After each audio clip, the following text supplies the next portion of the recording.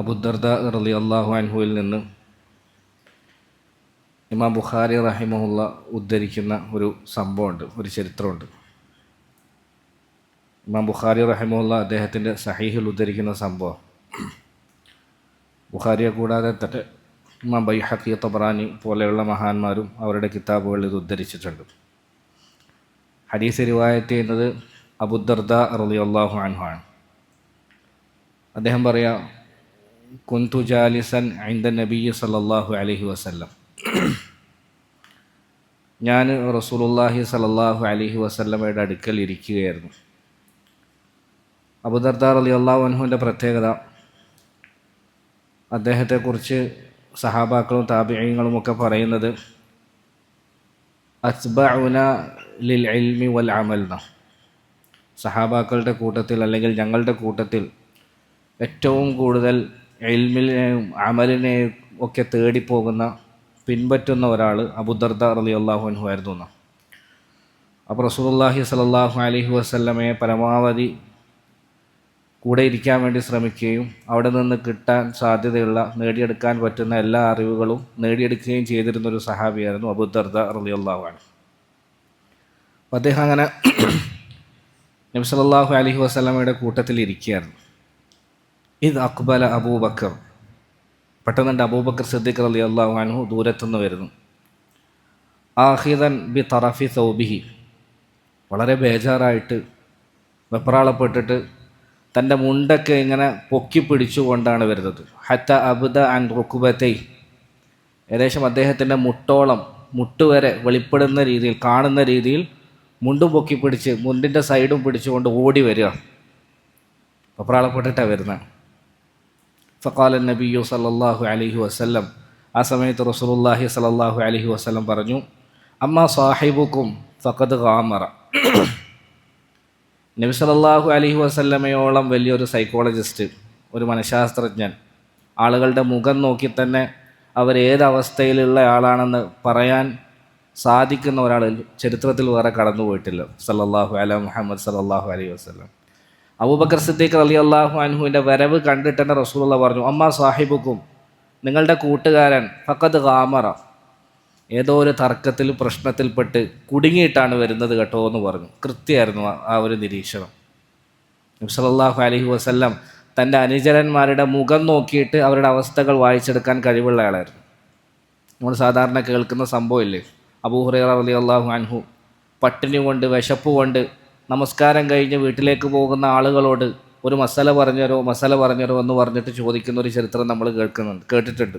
അത് മസല അറിയാൻ വേണ്ടിയായിരുന്നില്ല, ആരെങ്കിലുമൊക്കെ തൻ്റെ പട്ടിണിയും പരവട്ടവും കണ്ടിട്ട് വീട്ടിലേക്ക് കൊണ്ടുപോയി എന്തെങ്കിലും ഭക്ഷണം കഴിപ്പിച്ചിരുന്നെങ്കിൽ നല്ലതായിരുന്നു എന്ന ഉദ്ദേശത്തോടു കൂടിയായിരുന്നു. അബൂബക്കർ റളിയല്ലാഹുവിനോട് ചോദിച്ചു. അബൂബക്കർ റളിയല്ലാഹു ആ മസല ഉത്തരം പറഞ്ഞു കൊടുത്തു, അങ്ങ് കടന്നുപോയി. ഉമർ റളിയല്ലാഹു അൻഹുവിനോട് ചോദിച്ചു, അദ്ദേഹവും ആ മസലയുടെ ഉത്തരം പറഞ്ഞു കൊടുത്തു, അങ്ങ് കടന്നുപോയി. അതിനുശേഷം നബി സല്ലല്ലാഹു അലൈഹി വസല്ലമ വന്നു. നബിയോട് അബൂ ഹുറൈറ റളിയല്ലാഹു അൻഹുവിന് പ്രത്യേകിച്ച് മസല ചോദിക്കേണ്ടി ഒന്നും വന്നില്ല. നബി സല്ലല്ലാഹു അലൈഹി വസല്ലം അബൂ ഹുറൈറ റളിയല്ലാഹു അൻഹുവിൻ്റെ മുഖത്തേക്കൊന്ന് നോക്കി, എന്നിട്ട് അദ്ദേഹത്തെ ഒന്ന് ചേർത്ത് പിടിച്ചു, തോളിൽ കൈയിട്ടു, നെഞ്ചോട് ചേർത്ത് വെച്ചു. അബൂ ഹുറൈറ, വിശക്കുന്നുണ്ടല്ലേ? അബൂ ഹുറൈറ, പട്ടിണിയാണെന്നല്ലേ? തിന്നാനൊന്നും കിട്ടിയിട്ടില്ലല്ലേ? ആ നബിയെ, കുറച്ച് നാളായി തിന്നാനൊന്നും കിട്ടിയില്ല, കുടിക്കാനൊന്നും കിട്ടിയില്ല, ഭയങ്കര വിശപ്പ്. നബി സല്ലല്ലാഹു അലൈഹി വസല്ലം അബൂ ഹുറൈറ റളിയല്ലാഹു അൻഹുവിനെയും കൊണ്ട് വീട്ടിൽ പോയി കുടിക്കാൻ കൊടുത്തു, തിന്നാൻ കൊടുത്തു, വിശപ്പകറ്റി. അതായിരുന്നു റസൂൽ സല്ലല്ലാഹു അലൈഹി വസല്ലം. അതാണ് യഥാർത്ഥ നേതാവ്. മറ്റൊരിക്കൽ ഒരു ഉച്ച സമയത്ത്, നമസ്കാരത്തിൻ്റെ സമയമല്ലാത്ത നേരത്ത്, അധികം ആരും പള്ളിയിൽ വരാത്ത സമയത്ത് നബി സല്ലല്ലാഹു അലൈഹി വസല്ലം പള്ളിയിലേക്ക് കടന്നു വരിക. നോക്കുമ്പോൾ പള്ളിയിൽ അൻസാരിയായ ഒരു സഹാബി ഇങ്ങനെ ഇരിക്കുന്നുണ്ട് ഒരു മൂലയിൽ. അബൂ ഉമാമ റളിയല്ലാഹു അൻഹു എന്നാണ് അദ്ദേഹത്തിൻ്റെ പേര്. നബി തങ്ങൾക്ക് മനസ്സിലായി അബൂ ഉമാമ റളിയല്ലാഹു അൻഹുവിൻ്റെ ആ ഇരുത്തം കണ്ടപ്പോൾ എന്തോ ഒരു പ്രശ്നമുണ്ടെന്ന്, എന്തോ ഒരു വിഷമമുണ്ടെന്ന്. ഓടിപ്പോയി റസൂൽ സല്ലല്ലാഹു അലൈഹി വസല്ലം. അസീസുൻ അലൈഹി മാ അനിത്തും ഹരീസുൻ അലൈക്കും ബിൽ മുഅ്മിനീന റഊഫുർ റഹീം. നിങ്ങൾക്ക് എന്തെങ്കിലും ഒരു പ്രശ്നം വന്നാൽ പിന്നെ ഇരിക്കപ്പുറതി ഇല്ലാതെ ആകുന്ന ഒരു റസൂലാണ് നിങ്ങളുടെ റസൂൽ. സമാധാനം പോകും നബിതങ്ങളുടെ, നിങ്ങൾക്ക് എന്തെങ്കിലും ഒരു വിഷമം വന്നാൽ. അതാണ് നമ്മുടെ ഹബീബ് സല്ലല്ലാഹു അലൈഹി വസല്ലം.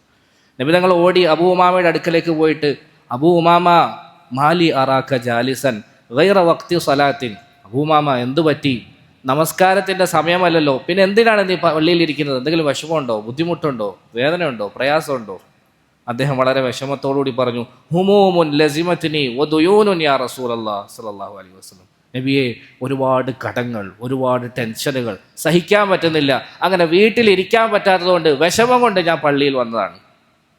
നബി സല്ലല്ലാഹു അലൈഹി വസല്ലമക്ക് ഒരു പക്ഷേ അദ്ദേഹത്തിൻ്റെ കടം വീട്ടാനുള്ള പണം തൻ്റെ കീശയിൽ നിന്ന് എടുത്തു കൊടുക്കാനില്ലായിരുന്നെങ്കിലും നബി സല്ലല്ലാഹു അലൈഹി വസല്ലമക്ക് ഉയർന്ന സ്വഭാവ ഗുണമുണ്ടായിരുന്നു. നബി തങ്ങൾ ആ സഹാബിയെ ഇങ്ങനെ ചേർത്ത് പിടിച്ചു, അദ്ദേഹത്തിൻ്റെ നെഞ്ചത്ത് പതുക്കെ തടവി. എന്നിട്ട് അദ്ദേഹത്തോട് സ്നേഹത്തോടെ ചോദിച്ചു, അഫല ഉഅല്ലിമുക കലാമൻ ഇദാ ഖുൽതഹു അദ്ഹബല്ലാഹു ഹമ്മക വഖളഅ അൻക ദൈനക. ഞാൻ നിനക്ക് കുറച്ച് കലിമാത്തുകൾ പഠിപ്പിച്ചു തരാം, കുറച്ച് വാക്കുകൾ പഠിപ്പിച്ചു തരാം. അത് രാവിലെയും വൈകുന്നേരവും നീ പറഞ്ഞാൽ അള്ളാഹു നിൻ്റെ ടെൻഷനും മാറ്റിത്തരും, നിൻ്റെ കടവും വീട്ടിത്തരും. അദ്ദേഹത്തിന് ഭയങ്കര സന്തോഷമായി. നബി സല്ലല്ലാഹു അലൈഹി വസല്ലം പറഞ്ഞു കൊടുത്തു, ഖുൽ ഇദാ അസ്ബഹത വഇദാ അംസൈത അല്ലാഹുമ്മ ഇന്നി അഊദു ബിക മിനൽ ഹമ്മി വൽ ഹസൻ വഅഊദു ബിക മിനൽ അജ്സി വൽ കസൽ വഅഊദു ബിക മിനൽ ജുബ്നി വൽ ബുഖൽ വഅഊദു ബിക മിൻ ഗലബത്തി ദൈനി വഖഹ്രി റിജാൽ. ഇമാം അബൂ ദാവൂദ് റഹിമഹുല്ലാഹ് ഉദ്ധരിക്കുന്ന സഹീഹായ ഹദീസാണ്.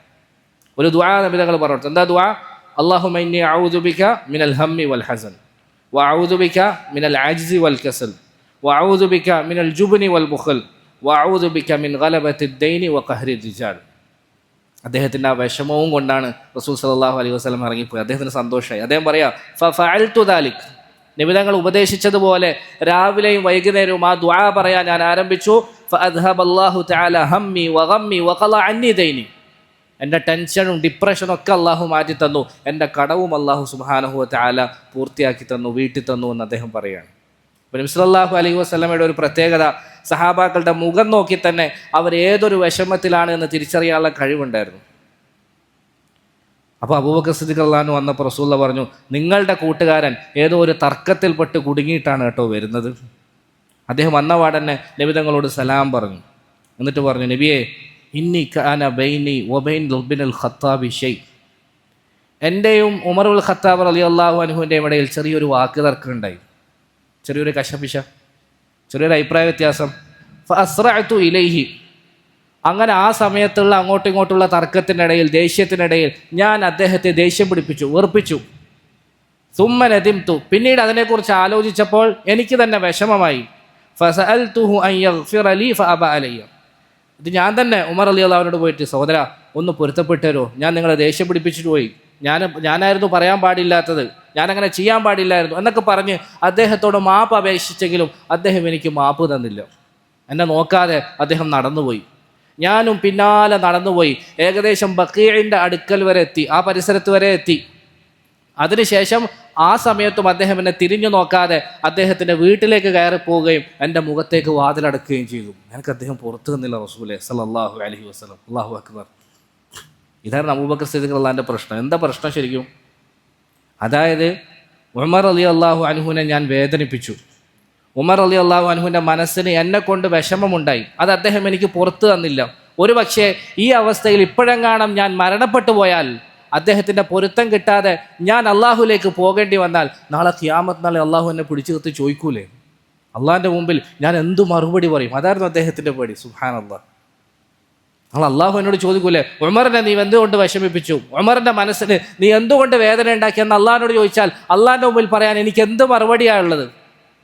നമ്മൾ മെനഞ്ഞാന്നും ഉസ്താദിൻ്റെ പ്രസംഗത്തിൽ കേട്ടു, അബൂബക്കർ സിദ്ദീഖ് റളിയല്ലാഹു അൻഹു പ്രവാചകന്മാർ കഴിഞ്ഞാൽ ഈ ലോകത്തെ ഏറ്റവും ശ്രേഷ്ഠതയുള്ള സഹാബിയാണ്, ഏറ്റവും ശ്രേഷ്ഠതയുള്ള മനുഷ്യനാണ്. എങ്ങനെ അദ്ദേഹം ആ ശ്രേഷ്ഠതയിലേക്ക് എത്തിയെന്ന് ചോദിച്ചാൽ ബക്കർ അൽ മുസ്നി റഹിമഹുല്ലയെ പോലെയുള്ള പണ്ഡിതന്മാർ അത് നമുക്ക് പറഞ്ഞു തരുന്നുണ്ട്.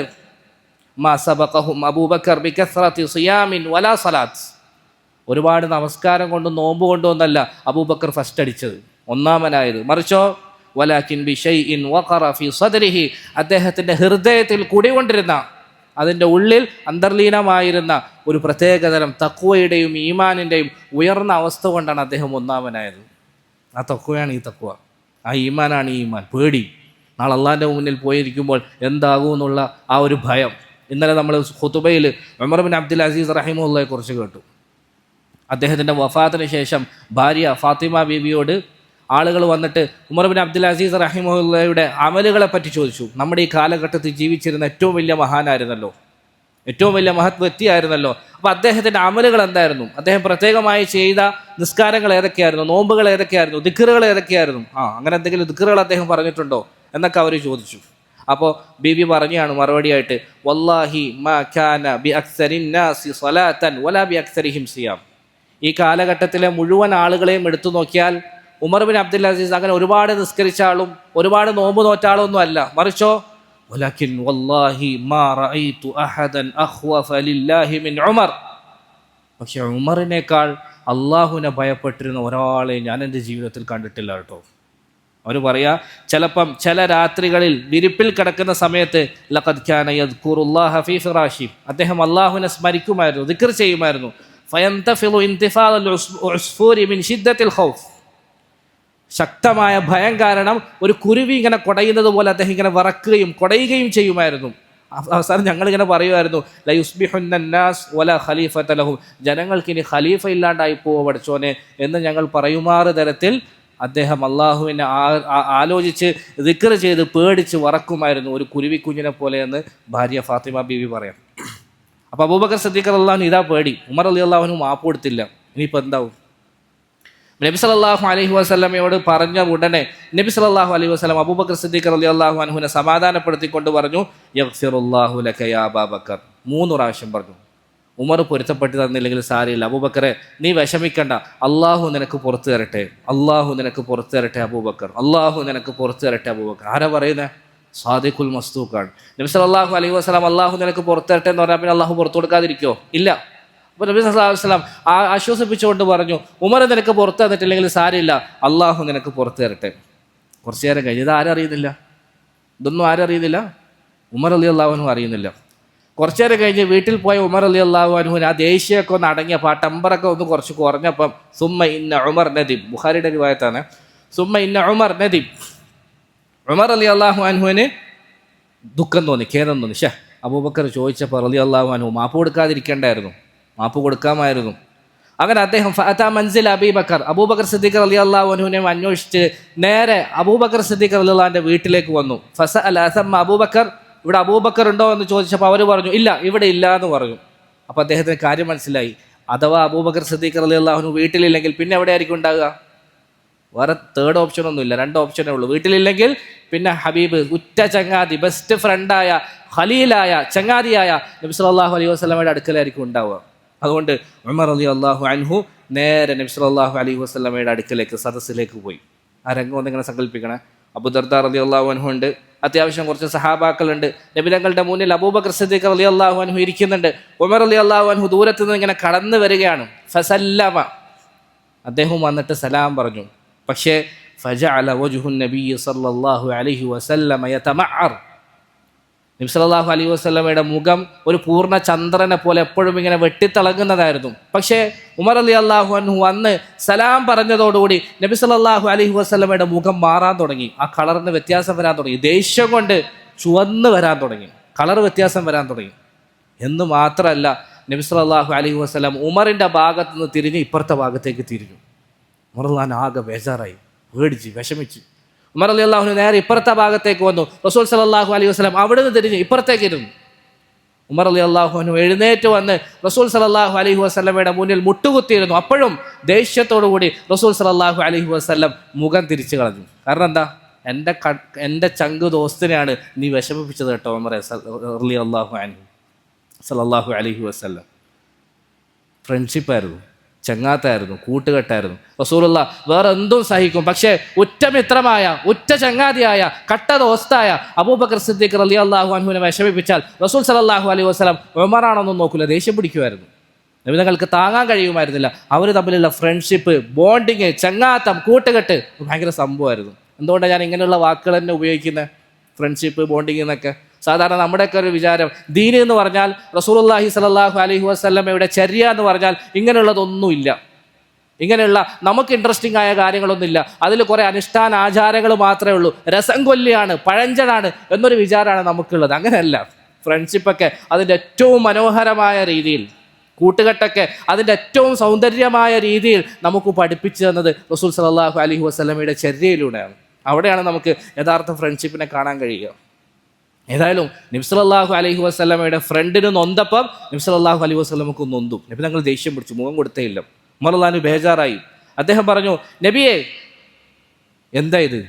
അങ്ങ് എന്നോട് ഇത്രയും അധികം മുഖം തിരിക്കണമെങ്കിൽ അത്രയും വലിയ കാര്യം എന്തോ നടന്നിട്ടുണ്ട്. വമാ ഖൈറു ഫി ഹയാത്തി ഉമർ ഇദാ അറൽത അൻഹു യാ റസൂലല്ലാഹി സ്വല്ലല്ലാഹു അലൈഹി വസല്ലം. അല്ലാഹുവിൻ്റെ റസൂലെ, അങ്ങ് മുഖം തിരിച്ചു കഴിഞ്ഞാൽ പിന്നെ ഉമറിൻ്റെ ജീവിതത്തിൽ എന്ത് ഖൈറാണുള്ളത് എന്ന് ഉമർ അള്ളാഹു ബേജാറായിട്ട് വെച്ചു. അപ്പോഴും റസൂൽ സല്ലല്ലാഹു അലൈഹി വസല്ലമയുടെ അവസ്ഥക്ക് മാറ്റമൊന്നും വന്നില്ല, ദേഷ്യത്തിൽ തന്നെ. പെട്ടെന്നുണ്ട്, ആർക്ക് വേണ്ടിയാണോ റസൂലുള്ള ദേഷ്യം പിടിച്ചത്, ആരുടെ വിഷയത്തിലാണോ റസൂൽ സല്ലല്ലാഹു അലൈഹി വസല്ലം ഉമറിൽ നിന്ന് മുഖം തിരിച്ചത്, ആർക്ക് വേണ്ടിയത്?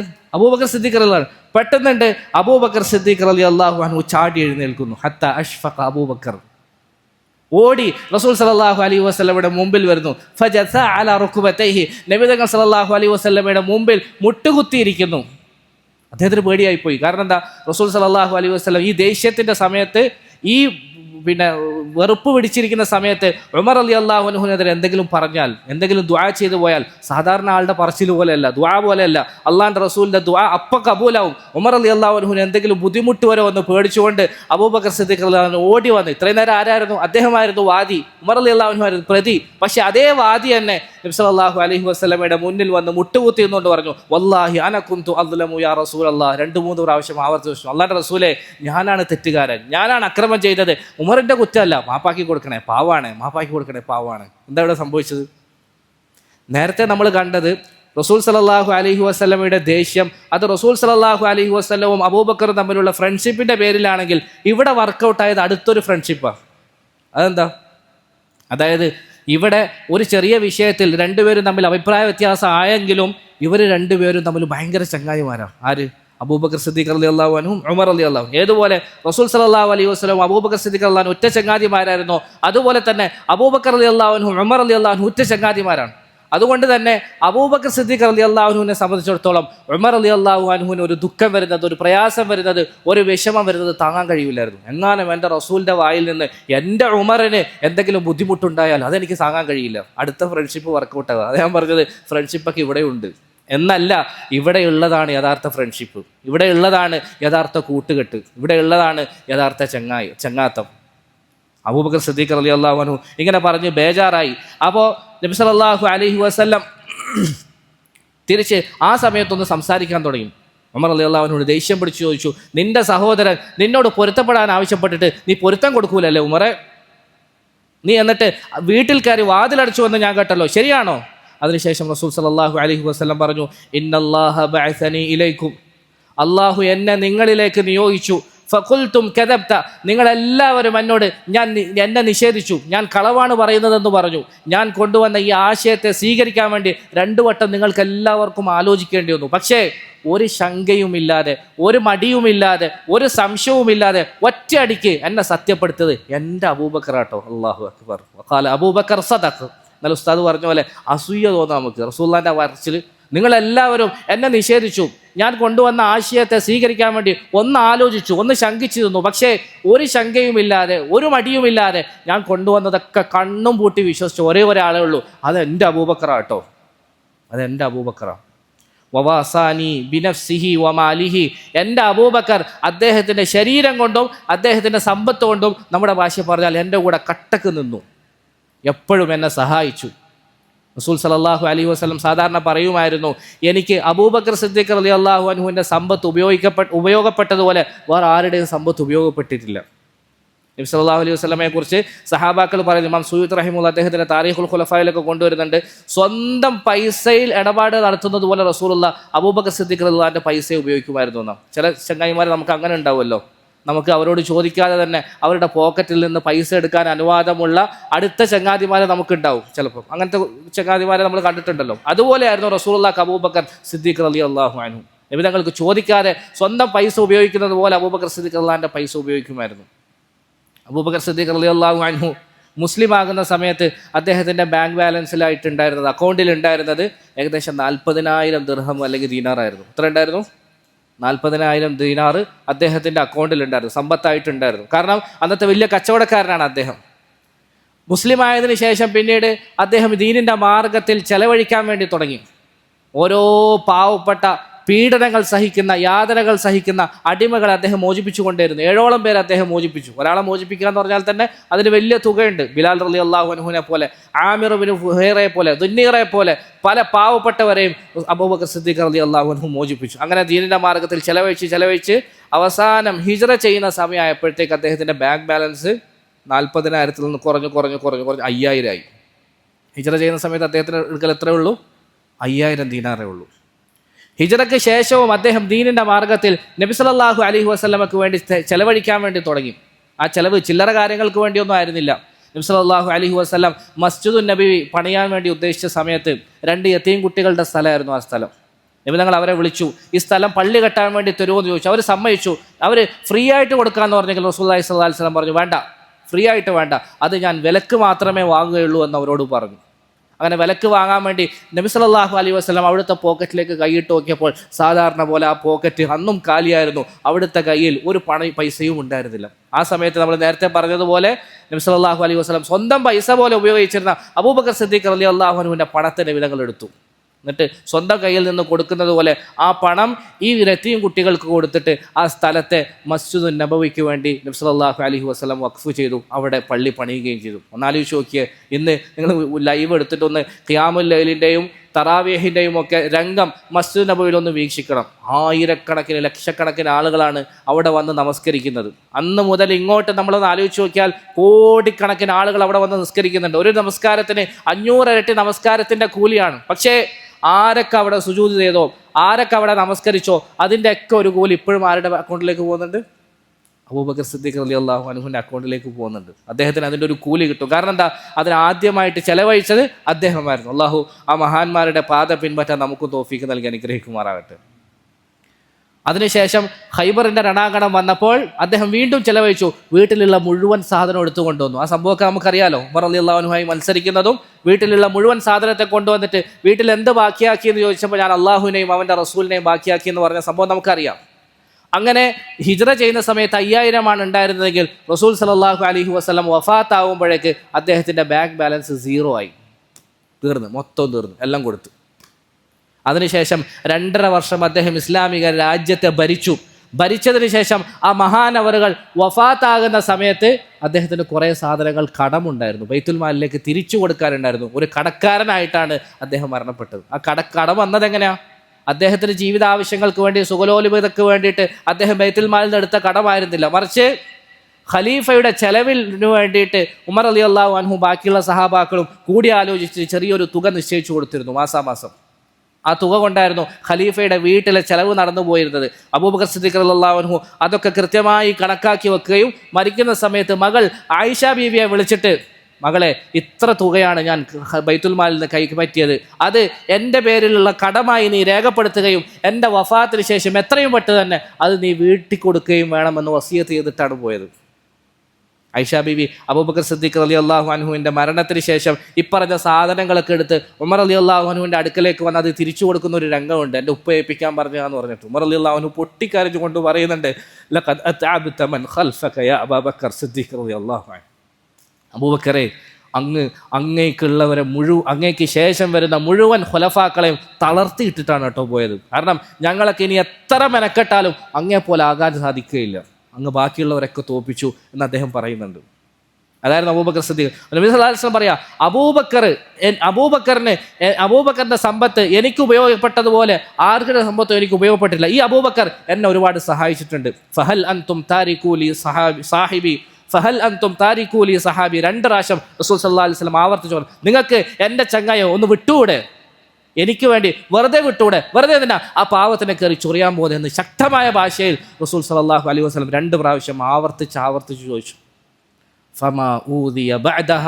അതിനുശേഷം അബൂബക്കർ സിദ്ദീഖ് റളിയല്ലാഹു അൻഹുവിനെ ഒരു നോട്ടം കൊണ്ട് പോലും വേദനിപ്പിക്കാൻ, ഉപദ്രവിക്കാൻ, വിഷമിപ്പിക്കാൻ ഒരാളും പിന്നെ ധൈര്യപ്പെട്ടില്ലായിരുന്നു. പിന്നെ എല്ലാവർക്കും പേടി അബൂബക്കർ സിദ്ദീഖ് റളിയല്ലാഹുവിനോട് ഇടപെടുമ്പോൾ. ഈ സംഭവത്തിൽ നിന്ന് നമുക്ക് കുറേ പാഠങ്ങൾ ലഭിക്കുന്നുണ്ട്. ഒന്ന്, മഹാനായ സിദ്ദീഖുൽ അക്ബർ റളിയല്ലാഹു അൻഹുവിൻ്റെ സ്ഥാനമാണ്, മഹത്വമാണ്. ശരിക്കും നമ്മൾ അറിയണം. കാരണം ഇപ്പം ഈ കാലഘട്ടത്ത് സഹാബാക്കളെ ചീത്ത വിളിക്കുന്ന, മോശം പറയുന്ന, അവരെ കുറ്റപ്പെടുത്തി സംസാരിക്കുന്ന പ്രവണത വളരെ കൂടി വരുന്നുണ്ട്. അത് പണ്ട് മുതലേ ഉണ്ട്. പക്ഷെ ഇപ്പം അത് വളരെ നോർമലൈസ് ആക്കപ്പെടുന്നുണ്ട്. അതെന്താ? അതൊക്കെ ഇപ്പോൾ വലിയ കാര്യമാക്കേണ്ട കാര്യം? സഹാബാക്കളെ ചീത്ത വിളിക്കുക എന്ന് പറഞ്ഞാൽ അതിലും വലിയ പ്രശ്നം ഇവിടെയൊക്കെ ഇല്ലേ എന്നൊക്കെ നമ്മൾ അറിയാതെ ചോദിച്ചുകൊണ്ട് അള്ളാഹു നമ്മളെ കാത്തുരക്ഷിക്കുമാറാകട്ടെ. വീണു സഹാബാക്കളെ ചീത്ത, ഇവിടെ ഉമർ അള്ളാഹു ചീത്ത വിളിച്ചോ? അബൂബക്കർ അള്ളാഹിനെ വ്യക്തിപരമായും എന്തെങ്കിലും മോശപ്പെടുത്തി പറഞ്ഞു? ഒന്നുമില്ല. പക്ഷെ അബൂബക്കർ സിദ്ദീഖ് റളിയല്ലാഹു വിഷമമായി എന്ന് പറഞ്ഞപ്പോൾ റസൂൽ എത്രമാത്രം ചൂടായി, എത്രമാത്രം ദേഷ്യമായി. അതുകൊണ്ട് അബൂബക്കർ സിദ്ദീഖ് റളിയല്ലാഹു അടക്കമുള്ള സഹാബാക്കളെ മോശത്തരം പറയാന്നുള്ളത് നമ്മൾ ചില റസൂൽ സല്ലല്ലാഹു അലൈഹി വസല്ലമെ നേരിട്ട് വിഷമിപ്പിക്കുന്നതിന് തുല്യമാണ്. റസൂൽ സല്ലല്ലാഹു അലൈഹി വസല്ലം ദേഷ്യം വിഷമിച്ചാൽ പിന്നെ അള്ളാഹു സുബ്ഹാനഹു വ തആല ദേഷ്യം പിടിക്കും, വിഷമിക്കും എന്നതിൽ യാതൊരു സംശയവുമില്ല. ചില്ലറക്കാര്യമല്ല, വളരെ ഗൗരവമുള്ള കാര്യം. അതുകൊണ്ട് നമ്മൾ ഈ സംഭവങ്ങളൊക്കെ കേട്ട സഹാബാക്കളെക്കുറിച്ചുള്ള ഈ മഹത്വങ്ങളൊക്കെ അറിഞ്ഞാൽ നമ്മുടെ മനസ്സിൽ ഒരിക്കലും ഇങ്ങനെയുള്ള ചിന്തകൾ സ്വാധീനം ചെലുത്തരുത്. നമ്മുടെ മനസ്സിൽ ഒരു ചെറിയ സംശയം പോലും ഈ വിഷയത്തിലൊന്നും ഉണ്ടാകരുത്. ചെറിയൊരു ബഹുമാനക്കേട് പോലും മഹാന്മാരായ സഹാബാക്കളുടെ നേരെ നമ്മുടെ ഒരു വാക്കുകൊണ്ടോ എഴുത്തുകൊണ്ടോ മെസ്സേജ് കൊണ്ടോ കമൻറ്റ് കൊണ്ടോ പോലും ഈ സഹാബാക്കൾക്കെതിരെ ഉണ്ടാകരുത് എന്നൊരു ഉറച്ച ദൃഢനിശ്ചയം എടുക്കാൻ നമ്മളെ കൊണ്ട് സാധിക്കണം. അള്ളാഹു അതിനുള്ള തൗഫീഖ് നൽകുമാറാകട്ടെ. ഇതിൽ അബൂബക്കർ സിദ്ദീഖ് റളിയല്ലാഹു അൻഹുവിൻ്റെ മഹത്വത്തെക്കുറിച്ച് ഒരു പക്ഷേ ഏറ്റവും കൂടുതൽ മനസ്സിലാക്കിയത് അദ്ദേഹത്തിൻ്റെ ഉറ്റ സുഹൃത്ത് ഉമർ റളിയല്ലാഹു അൻഹു തന്നെയാണ്. ഒരിക്കൽ ഉമർ റളിയല്ലാഹു അൻഹുവിൻ്റെ കാലഘട്ടത്തിൽ ഒരാൾ വന്നിട്ട് പറഞ്ഞു, മാ റഅയ്തു മിസ്ലക യാ ഉമർ, ഉമറെ അങ്ങേപ്പോലുള്ള ഒരു മഹാനെ ഞാൻ ഇതുവരെ കണ്ടിട്ടില്ല കേട്ടോ എന്ന് പറഞ്ഞു. ഉമർ റളിയല്ലാഹുവിനോട് പറയാം. അപ്പോൾ ഉമർ റളിയല്ലാഹു അൻഹു തിരിച്ചു ചോദിച്ചു, റഅയ്ത അബൂബക്കർ, നീ അബൂബക്കർ സിദ്ദീഖ് റളിയല്ലാഹു അൻഹുവിനെ കണ്ടിട്ടുണ്ടോ? അദ്ദേഹം പറഞ്ഞു, ഇല്ല, ഞാൻ കണ്ടിട്ടില്ല. ഉമർ റളിയല്ലാഹു അൻഹു പറഞ്ഞു, ലൗ ഖുൽത നഅം ഇന്നി റഅയ്തു ലഔജഅതുക ലർബൻ, അബൂബക്കറിനെ എങ്ങാനും റളിയല്ലാഹു അൻഹു നീ കണ്ടിട്ടുണ്ട് എന്നാണ് നിന്റെ ഉത്തരമെങ്കിൽ ഞാൻ നിന്നെ ചാട്ടവാറ് കൊണ്ട് അടിക്കുമായിരുന്നു കേട്ടോ. കാരണം അബൂബക്കർ സിദ്ദീഖ് റളിയല്ലാഹു അൻഹുവിനെ പോലെയുള്ള ഒരു മഹാനെ കണ്ടതിന് ശേഷം ഉമറെ നിന്നെ പോലുള്ള ഒരാളെ ഞാൻ കണ്ടിട്ടില്ല എന്ന് നീ പറഞ്ഞാൽ അത് മഹാ അപരാധമാണ് നീ പറയുന്നത്, മഹാ കള്ളാണ്. കാരണം അബൂബക്കറിൻ്റെ ഒരു പൊടിക്ക് പോലും ഈ ഉമർ എത്തൂല. അബൂബക്കറിൻ്റെ ശ്രേഷ്ഠത, അബൂബക്കർ എവിടെ, ഉമർ എവിടെ, പല വാക്കുകൾ അദ്ദേഹം അങ്ങനെ പറയുന്നുണ്ട്. അതുകൊണ്ട് അബൂബക്കർ സിദ്ദീഖ് റളിയല്ലാഹു അൻഹുവിനെ കണ്ടതിന് ശേഷമാണ് ഉമറിനെ പോലെ ഒരാളെ ഞാൻ കണ്ടിട്ടില്ല എന്ന് നീ പറഞ്ഞതെങ്കിൽ നിന്നെ ഞാൻ അടിക്കുമായിരുന്നു, ശിക്ഷയ്ക്ക് വിധേയമാക്കുമായിരുന്നു എന്ന് ഉമർ ഇബ്നുൽ ഖത്താബ് റളിയല്ലാഹു അൻഹു പറയുന്നുണ്ട്. ഇടയ്ക്കിടയ്ക്കേ അദ്ദേഹം പറയുമായിരുന്നു, അബൂബക്കർ സയ്യിദുനാ വഅതക സയ്യിദനാ, അബൂബക്കർ ഞങ്ങളുടെ നേതാവാണ്, അദ്ദേഹം ഞങ്ങളുടെ നേതാവിനെ മോചിപ്പിച്ചു എന്ന് പറയുമായിരുന്നു. ആരെക്കുറിച്ച് അത്? ആരെ മോചിപ്പിച്ച? അബൂബക്കർ റളിയല്ലാഹു ബിലാൽ റളിയല്ലാഹു അൻഹു. അബൂബക്കർ ഞങ്ങളുടെ നേതാവാണ്, അദ്ദേഹം ഞങ്ങളുടെ നേതാവിനെ മോചിപ്പിച്ചു എന്ന് ഉമർ റളിയല്ലാഹു അൻഹു ഇടയ്ക്കിടയ്ക്കേ പറയായിരുന്നു. അപ്പോൾ അബൂബക്കർ സിദ്ദീഖ് റളിയല്ലാഹു അൻഹുവിൻ്റെ ബാക്കിയുള്ള സഹാബാക്കളുടെ മഹത്വം നമ്മൾ ശരിക്കും നന്നായി തിരിച്ചറിയണം. രണ്ടാമത്, ഇങ്ങനെയുള്ള സംഭവങ്ങളിൽ നിന്ന് നമുക്ക് കിട്ടുന്ന പാഠം ചങ്ങാത്തത്തെക്കുറിച്ചാണ്, ഫ്രണ്ട്ഷിപ്പിനെ കുറിച്ചാണ്, ഉഖുവത്തിനെ, സാഹോദര്യത്തെക്കുറിച്ചാണ്, കൂട്ടുകെട്ടിനെ കുറിച്ചാണ്. ഒന്ന് ആലോചിച്ച് നോക്ക്, ഇതിലും നല്ല മനോഹരമായ കൂട്ടുകെട്ട്, ഫ്രണ്ട്ഷിപ്പ്, തമ്മിലുള്ള ചങ്ങാത്തം, സാഹോദര്യം നമുക്ക് വേറെ എവിടെ കാണാനാണ്? ഇന്ന് നമ്മുടെയൊക്കെ മനസ്സിൽ, ചിന്തയിൽ പിന്നെ ഏറ്റവും വലിയ ബെസ്റ്റ് ഫ്രണ്ട് ആരാ? കട്ട ദോസ്ത്, ചങ്ക് ദോസ്ത് എന്നൊക്കെ നമ്മൾ പറയുന്നില്ലേ? ആരെക്കുറിച്ച് അത് പറയാം? എല്ലാ തോന്നിവാസകൾക്കും എല്ലാ വൃത്തികേടുകൾക്കും കൂട്ടു നിൽക്കുന്ന ആളെക്കുറിച്ച് നമ്മൾ കട്ട ദോസ്ത് എന്ന് പറയാം, ചങ്ക് ദോസ്ത് എന്ന് പറയാം. അതുകൊണ്ട് തന്നെ ഒരിക്കലും നമ്മുടെ ഉപ്പ നമ്മുടെ നല്ല ഫ്രണ്ട് ആവില്ല, ബെസ്റ്റ് ഫ്രണ്ട് ആവില്ല. കാരണം എന്താ? ഉപ്പ തെറ്റ് കാണുമ്പോൾ നമ്മളോട് ഉപദേശിക്കും. തഖ്വയും സലാഹിയത്തുള്ള ആളുകൾ നമ്മുടെ കട്ട ദോസ്താകാറില്ല. കാരണം എന്താ? നമ്മളിൽ എന്തെങ്കിലും കുറ്റങ്ങളും കുറവുകളും കാണുമ്പം അവർ നമ്മളെ ഉപദേശിക്കും. നല്ല ദോസ്താവണമെങ്കിൽ ഇന്നത്തെ കാലത്തെ ട്രെൻഡ് അനുസരിച്ചിട്ട് നമ്മൾ ചെയ്യുന്ന മുഴുവൻ വൃത്തികേടുകൾക്കും അവൻ നമ്മുടെ കൂട്ടത്തിൽ നിന്നാൽ പിന്നെ നല്ല ദോസ്തായി. പ്രിയമുള്ളവരെ, ഇത് പറയാൻ നല്ല രസമുണ്ടെങ്കിലും വീമ്പളക്കാൻ നല്ല ആവേശമുണ്ടെങ്കിലും വാസ്തവത്തിൽ വളരെയധികം ദ്രോഹം ചെയ്യുന്ന, വളരെയധികം നമുക്ക് പാരയാകുന്ന ഒരു ഏർപ്പാടാണിത്. ഈ ദുനിയാവിൽ നമുക്ക് കഷ്ടമുണ്ടാവും, നാളെ ആഖിറത്തിലെത്തിയാലും നമുക്ക് വലിയ പാരയായി മാറും ഇത്. ദുനിയാവിൽ അവൻ കട്ടക്ക് നമ്മളെ കൂട്ടത്തിൽ നിന്നു, നമുക്ക് വേണ്ട എല്ലാ സെറ്റപ്പുകളും ചെയ്തു തന്നു, എല്ലാ തോന്നിവാസങ്ങളും നമ്മളെ കൊണ്ട് ചെയ്യിപ്പിച്ചു, നമുക്ക് മൂക്കിലേക്ക് വലിച്ചു കയറ്റാൻ വേണ്ടി പല പൊടികളും അവൻ സെറ്റാക്കി തന്നു, കുടിക്കാൻ വേണ്ടിയിട്ട് ലഹരി പദാർത്ഥങ്ങൾ അടങ്ങിയ പല പാനീയങ്ങളും അവൻ സെറ്റാക്കി തന്നു. അതിനുശേഷം ബൈക്കിൽ ഇങ്ങനെ കയറി പോകാൻ വേണ്ടി പോകുമ്പോൾ കണ്ണൊന്നും ശരിക്കും കാണുന്നില്ല. അവനോട് ചോദിച്ചു, പോലീസ് കണ്ടാൽ പിടിക്കുമോ? ലഹരി ഉപയോഗിച്ചിട്ട് വണ്ടി ഓടിക്കാൻ പറ്റുമോ എന്ന് ചോദിച്ചപ്പോൾ അവൻ അപ്പോഴും കട്ടക്ക് കൂടെ നിന്നും, ഒന്നും പേടിക്കണ്ട, ഞാൻ നിൻ്റെ കൂടെ ഉണ്ട്, നീ വണ്ടി എടുത്തോ, ഓടിച്ചോ. അപ്പോഴും അവൻ അവൻ്റെ കൂടെ നിന്നു. അങ്ങനെ അവൻ്റെ വാക്ക് കേട്ട് ചങ്ങായിയുടെ ആവേശം കേട്ടലിൽ കുടുങ്ങി വണ്ടി എടുത്തു. അവൻ സ്പീഡിൽ പോയി വണ്ടി ഒരു സ്ഥലത്ത് ഇടിച്ചു. ഇവൻ തെറിച്ചു റോട്ടിൽ വീണു, തല പൊട്ടി, ചോര വന്നു. ആരൊക്കെയോ ഹോസ്പിറ്റലിൽ കൊണ്ടുപോയി അവിടെ ഇങ്ങനെ ICUയിൽ മരണത്തോട് മല്ലടിച്ച് വേദന താങ്ങാൻ വഴിയാതെ കിടന്ന് പടയുന്ന സമയത്ത് കട്ട ദോസ്തും ഉണ്ടാവില്ല, ചങ്ക് ദോസ്തും ഉണ്ടാവില്ല, ആരും ഉണ്ടാവില്ല. വേദന പിന്നെ ആര് സഹിക്കണം? അവൻ ഒറ്റയ്ക്ക് സഹിക്കണം. പിന്നെയും പുറത്ത് ICUയുടെ മുന്നിൽ മാസങ്ങളായി കോമയിൽ കിടക്കുന്ന മകനാണെങ്കിലും ഇരുന്ന് കരയാൻ അവൻ്റെ പാവം ഉമ്മയും ഉപ്പയും മാത്രമേ ഉണ്ടാവൂ, വേറെ ആരും ഉണ്ടാവില്ല. എത്ര കട്ട ദോസ്താന്ന് പറഞ്ഞാലും ഈ വേദന കുറച്ച് അവർക്ക് എടുത്ത് സഹിക്കാൻ പറ്റുമോ? ഇല്ല. ഇത് ദുനിയാവിൽ അനുഭവിക്കുന്ന കഷ്ടപ്പാടുകളാണ്. പക്ഷേ മോശം സുഹൃത്തിൻ്റെ പേരിൽ, കൂട്ടുകെട്ടിൻ്റെ പേരിൽ നാളെ ആഖിറത്തിൽ എത്ര വലിയ നഷ്ടം നമുക്ക് ഉണ്ടാകുക. ഇന്നലെയും നമ്മൾ ഖുർആനിൽ ഓതിക്കേട്ടില്ലേ, അൽ അഖില്ലാഉ ബഅദുഹും ലിബഅദിൻ അദുവ്വുൻ ഇല്ലൽ മുത്തഖീൻ, അൽ അഖില്ലാഉ യൗമഇദിൻ ബഅദുഹും ലിബഅദിൻ അദുവ്വുൻ ഇല്ലൽ മുത്തഖീൻ. ഖിയാമത്ത് നാളിനെ കുറിച്ച് വിശദീകരിക്കുമ്പോൾ അള്ളാഹു പറയാണ്, അന്നേ ദിവസം ചില ബെസ്റ്റ് ഫ്രണ്ട്സുകളുണ്ട്, ചില ഉറ്റ ചങ്ങാതിമാരുണ്ട്. പക്ഷേ അതുവൻ അതുവൻ ഇല്ലൽ മുത്തഖീൻ. പക്ഷെ അവിടെ എത്തുമ്പം ഭയങ്കര ശത്രുക്കളായിരിക്കും, കട്ട എനിമികളായിരിക്കും. അവര് ഇതൊക്കെ ഖുർആനാണ്. അവർ പറയും, പഠിച്ചവനെ, ഇന്നലെ ദുനിയാവിൽ വെച്ച് ഇന്നയാളെ ഞാൻ സുഹൃത്താക്കിയില്ലെങ്കിൽ എത്ര നന്നായിരുന്നു. ലഖദ് അദല്ലനി അനി ദിക്രി ബഅദ ഇസ് ജാഅ. വിരൽ കടിച്ചുകൊണ്ട് അവൻ പറയുന്ന, അവൻ അള്ളാഹുവിൻ്റെ ഉത്ബോധനം എനിക്ക് വന്നപ്പോൾ എന്നെ അതിനെ തൊട്ട് തെറ്റിച്ച് കളഞ്ഞ ആ മനുഷ്യനെ ഞാൻ സുഹൃത്താക്കിയിട്ടില്ലെങ്കിൽ എത്ര നന്നായിരുന്നു എന്ന് ഖേദിച്ച് പറയുന്ന ഒരവസ്ഥ നാളെ ഖിയാമത്ത് നാളിൽ എത്തുമ്പോൾ ഉണ്ടാവുന്നു. അപ്പോൾ എല്ലാ തോന്നിവാസങ്ങൾക്കും നമ്മളോട് കൂടെ നിൽക്കുന്ന അങ്ങനെയുള്ള ആളുകളെല്ലാം നമ്മുടെ യഥാർത്ഥ സുഹൃത്തായി മാറേണ്ടത്. അബൂബക്കർ സിദ്ദീഖ് റളിയല്ലാഹു അൻഹുവിനെയും ഉമർ റളിയല്ലാഹു അൻഹുവിനെയും നമ്മളെടുത്ത് പരിശോധിച്ച് നോക്കിയാൽ രണ്ടുപേരും രണ്ട് ധ്രുവത്തിലുള്ളവരായിരുന്നു. രണ്ടുപേരും രണ്ട് വൈബുള്ളവരായിരുന്നു. ഒരിക്കലും ഒരേ സ്വഭാവമുള്ള ആളല്ല. ഒരാൾ തീയാണെങ്കിൽ മറ്റാൾ വെള്ളമായിരുന്നു, ഒരാൾ പകലാണെങ്കിൽ മറ്റാൾ രാത്രിയായിരുന്നു. രണ്ടുപേരും രണ്ട് സ്വഭാവമുള്ളവരായിരുന്നു. പക്ഷേ അതുപോലെ തന്നെ ഏതെങ്കിലും ഒരാൾ എന്തെങ്കിലും തെറ്റ് ചെയ്താൽ മറ്റയാൾ അത് കണ്ടിട്ട് മിണ്ടാതിരിക്കുകയില്ലായിരുന്നു. എപ്പോഴും നമുക്ക് റസൂൽ സല്ലല്ലാഹു അലൈഹി വസല്ലമയുടെ മുന്നിൽ ഒരു വിഷയത്തിൽ എന്തെങ്കിലും അഭിപ്രായം ചോദിച്ചാൽ പരസ്പരം എതിരായ അഭിപ്രായം പറയുന്ന അബൂബക്കർ സിദ്ദീഖ് റളിയല്ലാഹു അൻഹുവിനെ, ഉമർ റളിയല്ലാഹു അൻഹുവിനെ കാണാൻ വേണ്ടി പറ്റും. ചരിത്രത്തിൽ തന്നെ സാധാരണ ഉമർ റളിയല്ലാഹു അൻഹുവിൻ്റെ ഒരു വാക്ക് പ്രസിദ്ധമാണ്, മാ അറാ അല്ലദീ റഅ അബൂബക്കർ. നബിയെ, അബൂബക്കർ പറഞ്ഞ അഭിപ്രായത്തോട് എനിക്ക് യോജിപ്പില്ല കേട്ടോ, അത് ഞാൻ അഭിപ്രായപ്പെടുന്നില്ല എന്ന് ഇടയ്ക്കിടയ്ക്ക് റസൂൽ സല്ലല്ലാഹു അലൈഹി വസല്ലമയോട് അബൂബക്കർ സിദ്ദീഖ് റളിയല്ലാഹു അൻഹുവിൻ്റെ മുന്നിൽ ഇരുന്നു കൊണ്ട് തന്നെ ഉമർ റളിയല്ലാഹു അൻഹു പറയായിരുന്നു. സുബൈർ റളിയല്ലാഹു അൻഹു പറയാം, ഒരിക്കൽ റസൂലുള്ളാഹി സ്വല്ലല്ലാഹു അലൈഹി വസല്ലമയുടെ മുന്നിൽ മഹാന്മാരായ ഈ രണ്ടു മനുഷ്യന്മാർ തർക്കിച്ച് ഒച്ചയുണ്ടാക്കി അവസാനം നശിക്കാൻ വേണ്ടി അടുത്തു എന്നാണ്. എത്രത്തോളം അള്ളാഹു സുബ്ഹാനഹു വ തആല പരിശുദ്ധ ഖുർആനിൽ ഒരു ആയത്ത് തന്നെ ഇറക്കി. നബി സല്ലല്ലാഹു അലൈഹി വസല്ലം ഒരു സൈന്യത്തെ അയക്കാൻ വേണ്ടി പോവാം. അബൂബക്കർ സിദ്ദീഖ് റളിയല്ലാഹു അൻഹു പറഞ്ഞു, അഖ്റഅ ബിൻ ഹാബിസിനെ അമീറാക്കണോ. ഉമർ റളിയല്ലാഹു അൻഹു പറഞ്ഞു, അല്ല, മറ്റേ ആൾ അമീറാക്കണോ. രണ്ടുപേരും അങ്ങോട്ടും ഇങ്ങോട്ടും തർക്കിച്ചു. അബൂബക്കർ റളിയല്ലാഹു അൻഹു പറഞ്ഞു, ഉമറെ, മാ അറത്ത ഇല്ലാ ഖിലാഫി, നീ എന്നോട് എതിരാകാൻ വേണ്ടി വെറുതെ അഭിപ്രായം പറഞ്ഞല്ലേ, നിനക്ക് വേറെ ഉദ്ദേശമൊന്നും ഇല്ലല്ലോ. ഉമർ പറഞ്ഞു, അല്ല, അങ്ങനെയൊന്നുമല്ല, അങ്ങയോട് എതിരാകാൻ വേണ്ടി ഞാൻ അഭിപ്രായം പറഞ്ഞതൊന്നുമല്ല. ആരാ ഇത്? അബൂബക്കർ സിദ്ദീഖ് റളിയല്ലാഹു അൻഹു, ഉമർ റളിയല്ലാഹു അൻഹു. അങ്ങയോട് എതിരാകാൻ വേണ്ടി ഞാൻ അഭിപ്രായം പറഞ്ഞതൊന്നല്ല, ഞാൻ അള്ളാഹുവിൻ്റെ ദീനിൻ്റെ നന്മ വെച്ചിട്ട് അഭിപ്രായം പറഞ്ഞു എന്ന് പറഞ്ഞ് രണ്ടുപേരും അങ്ങോട്ടും ഇങ്ങോട്ടും തർക്കം, ഒച്ച. അവരുടെ ശബ്ദം ഇങ്ങനെ ഉയർന്നു വന്നു. പെട്ടെന്ന് നബി സല്ലല്ലാഹു അലൈഹി വസല്ലമയുടെ മേൽ ജിബ്രീൽ അലൈഹിസ്സലാത്തു വസ്സലാം ഇറങ്ങി സൂറത്തുൽ ഹുജറാത്തിന്റെ ഇന്ന് നമ്മൾ ഓതാൻ പോകുന്ന ആയത്ത് അവതരിച്ചു. യാ അയ്യുഹല്ലദീന ആമനൂ ലാ തർഫഉ അസ്വാതകും ഫൗക സൗത്തിൻ നബി വലാ തജ്ഹറൂ ലഹു ബിൽഖൗലി കജഹരി ബഅദികും ലിബഅദിൻ അൻ തഹ്ബത അമാലുകും. അല്ലാഹുവിന്റെ റസൂലിന്റെ മുന്നിൽ വെച്ചിട്ടാണോ നിങ്ങളിങ്ങനെ ശബ്ദത്തിൽ സംസാരിക്കുന്നത്? നിങ്ങളുടെ അമലുകൾ മുഴുവനും പൊളിഞ്ഞു പോകും കേട്ടോ എന്ന് അല്ലാഹു ശക്തമായ താക്കീത് നൽകി. അത്രയും തമ്മിൽ തർക്കവും അഭിപ്രായ വ്യത്യാസങ്ങളൊക്കെ ഇവർക്കിടയിൽ ഉണ്ടായിരുന്നു.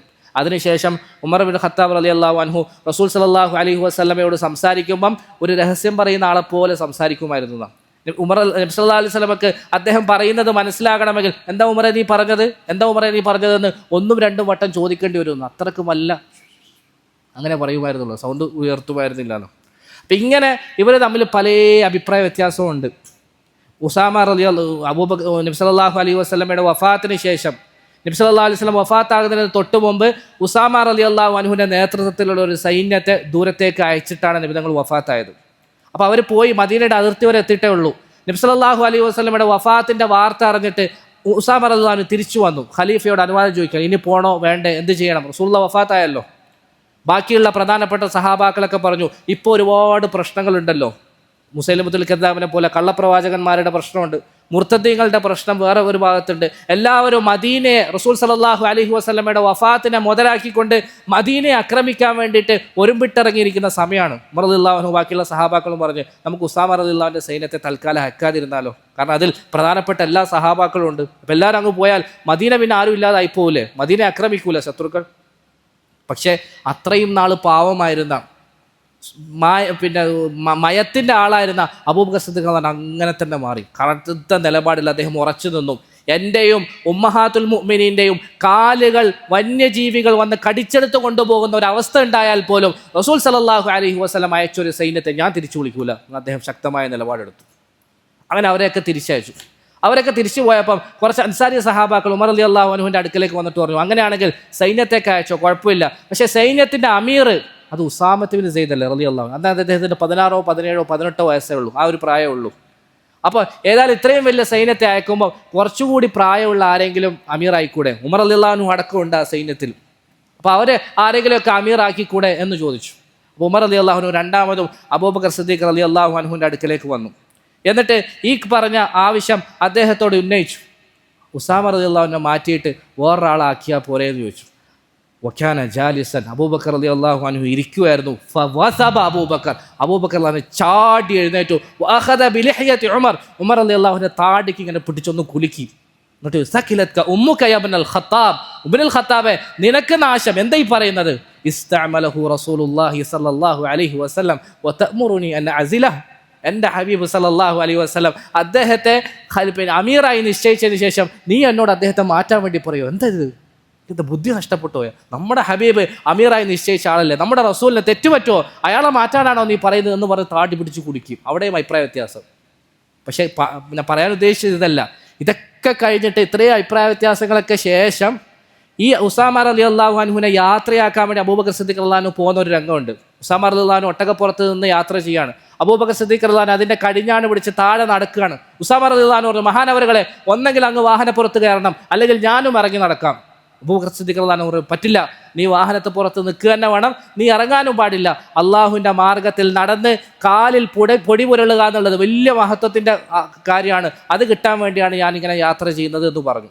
എന്നിട്ട് ആ അതിർത്തി വരെ കൊണ്ടാക്കിയിട്ട് അവസാനം യാത്ര പറയാൻ പോകുന്ന സമയത്ത് അബൂബക്കർ സിദ്ദീഖ് റളിയല്ലാഹു അൻഹു ഉസാമ റളിയല്ലാഹു അൻഹു ഒരു ചെറിയ റിക്വസ്റ്റ് നടത്തുന്നുണ്ട്.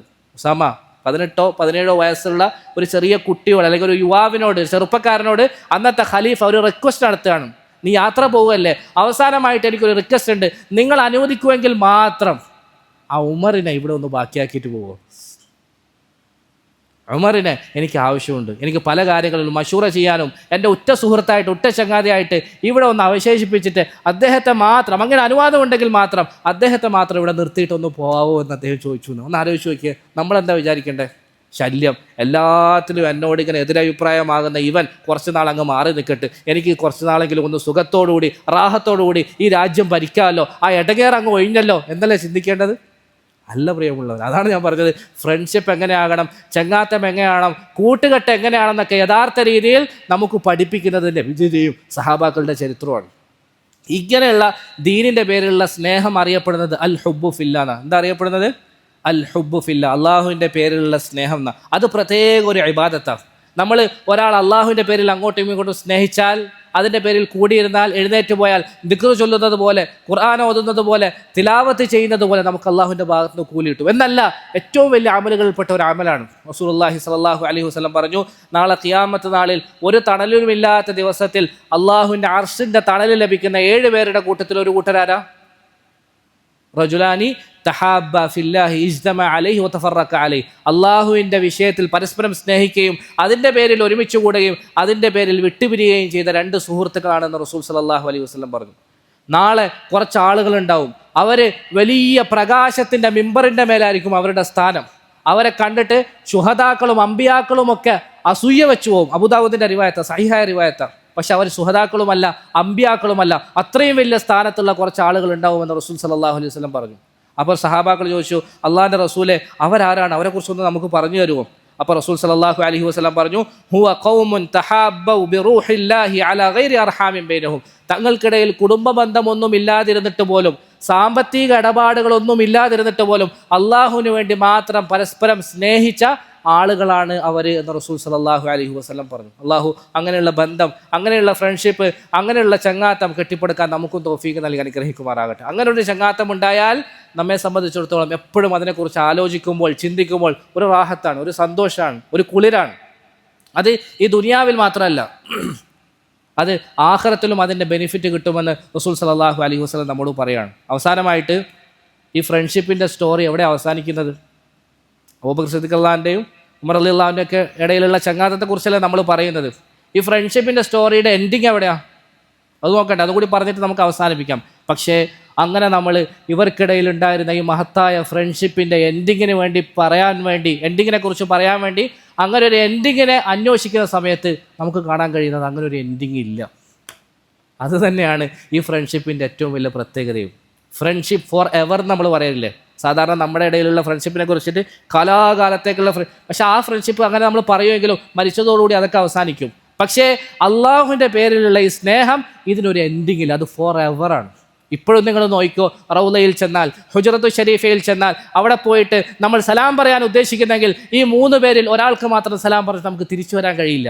മരിച്ചിട്ട് 1400 വർഷമായി, പക്ഷെ അവരുടെ ഫ്രണ്ട്ഷിപ്പ് ഇന്നും നിലനിൽക്കുന്നു. ഇന്നും അവർ ഒന്നിച്ച് കിടന്നുറങ്ങുകയാണ് ഒരു റൂമിൻ്റെ ഉള്ളിൽ. ആ റൂമിൻ്റെ ഒരു ചെറിയ ഭാഗത്ത് ആദ്യത്തെ ആൾ ഇങ്ങനെ കിടക്കുന്നു, തൊട്ട് താഴെ തോളിൻ്റെ ഭാഗത്തായി രണ്ടാമത്തെ ആൾ കിടക്കുന്നു, അയാളുടെ തൊട്ട് താഴെ തോളിൻ്റെ ഭാഗത്തായി 3-ാമത്തെ ആൾ ഇങ്ങനെ കിടക്കുന്നു. നമ്മൾ അവിടെ ചെന്നാൽ ഒരാൾക്ക് മാത്രം സലാം പറഞ്ഞ് നമുക്ക് തിരിച്ചു വരാൻ കഴിയില്ല. ഫ്രണ്ട്ഷിപ്പ് ഫോർ എവറാണ്, ഒരിക്കലും നിലക്കാത്ത. ഇനി അത് ഖിയാമത്ത് നാൾ വരെ അവരങ്ങനെ ചങ്ങാതിമാരായി അവിടെ കഴിയും.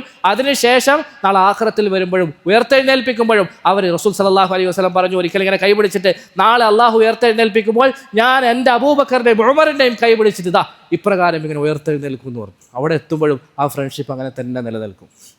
സല്ലല്ലാഹു അലൈഹി വസല്ലമയുടെ സഹാബാക്കളുടെ കൂട്ടത്തിൽ ഇതുപോലെ അള്ളാഹുവിൻ്റെ പേരിൽ പരസ്പരം സ്നേഹിച്ച 2 പേരുണ്ടായിരുന്നു. ഒന്ന് അംർ ഇബ്നു ജമൂഹ് റളിയല്ലാഹു അൻഹും അബ്ദുല്ലാഹി ഇബ്നു ഹറാം റളിയല്ലാഹു അൻഹു. 2 പേരും അൻസാരി സഹാബാക്കളാണ്. അവർ പണ്ടേ ചങ്ങാതിമാരാണ്.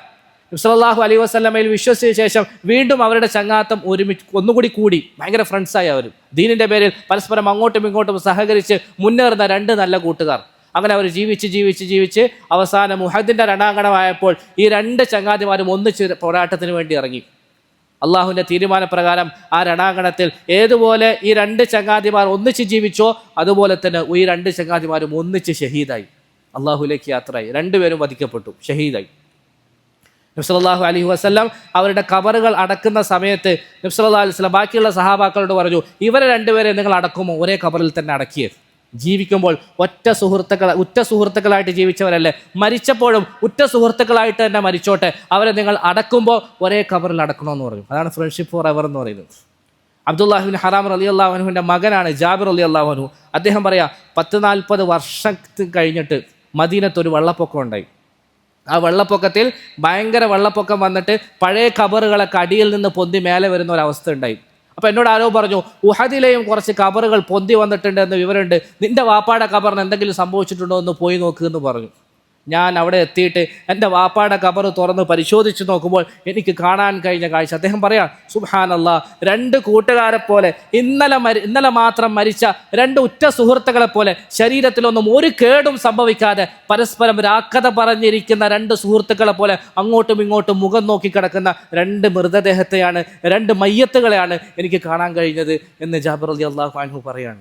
ആലോചിച്ച് നോക്കിയാൽ ഫ്രണ്ട്ഷിപ്പ് ഫോർ എവറിന് ഇതിലും നല്ല ഉദാഹരണം നമുക്ക് വേറെ എന്താ കൊടുക്കാൻ പറ്റുക? ജീവിച്ചപ്പോൾ ഒന്നിച്ച് ജീവിച്ചു, മരിച്ചപ്പോഴും ഒന്നിച്ചു മരിച്ചു. അതിനുശേഷം 40 വർഷം കഴിഞ്ഞപ്പോഴും അവർ തമ്മിൽ സംസാരിച്ചിരിക്കുന്ന ഉറ്റ സുഹൃത്തുക്കളെ പോലെ കഴിയുകയാണ്. ഇപ്പം 1400 വർഷങ്ങൾക്ക് ശേഷം ഒരുപക്ഷെ നമ്മൾ അവിടെ പോയി പരിശോധിച്ചാൽ ഇപ്പോഴും നമുക്ക് അങ്ങനെ കാണാൻ കഴിയും. നാളെ ആഖിറത്തിലെത്തുമ്പോഴും അതേ അവസ്ഥയിലായിരിക്കും അവരെ പുലർത്തെഴുന്നേൽപ്പിക്കുക. ഇനി നമ്മൾ ആലോചിക്കുക, ഇങ്ങനെയുള്ള ചങ്ങാത്തമാണോ, അതല്ല നേരത്തെ പറഞ്ഞതുപോലെ ദുനിയാവിനും ആഖിറത്തിലുമൊക്കെ നിരാശയുടെയും പരാജയത്തിൻ്റെയും കാരണമാകുന്ന കൂട്ടുകെട്ട് വേണോ എന്ന് ഇനി നമ്മൾ ആലോചിക്കുക. അല്ലാഹു സുബ്ഹാനഹു വ തആല കാര്യങ്ങൾ മനസ്സിലാക്കാനുള്ള തൗഫീഖ് നൽകുമാറാകട്ടെ. പ്രത്യേകിച്ച് ഇങ്ങനെയുള്ള സംഭവങ്ങൾ, ചരിത്രങ്ങൾ നമ്മൾ പറയുന്നത് മഹാന്മാരോടുള്ള ബഹുമാനം വരാൻ വേണ്ടിയാണ്. അതൊന്നുകൂടി പറഞ്ഞിട്ട് അവസാനിപ്പിക്കുകയാണ്. അതുകൊണ്ട് ആ മഹാന്മാരോടുള്ള ബഹുമാനം, ആദരവ്, സ്നേഹം, അവരോടുള്ള ഇഷ്ടം, അവരെ പോലെ ആകാനുള്ള ആഗ്രഹമൊക്കെ നമ്മുടെ മനസ്സിൽ നന്നായിട്ടുണ്ടാകണം. അല്ലാഹു സുബ്ഹാനഹു വ തആല നമുക്കേവർക്കും അതിനുള്ള തൗഫീഖ് നൽകി അനുഗ്രഹിക്കുമാറാകട്ടെ. വആഖിറു ദഅ്വാനാ അനിൽ ഹംദുലില്ലാഹി റബ്ബിൽ ആലമീൻ. സുബ്ഹാനകല്ലാഹുമ്മ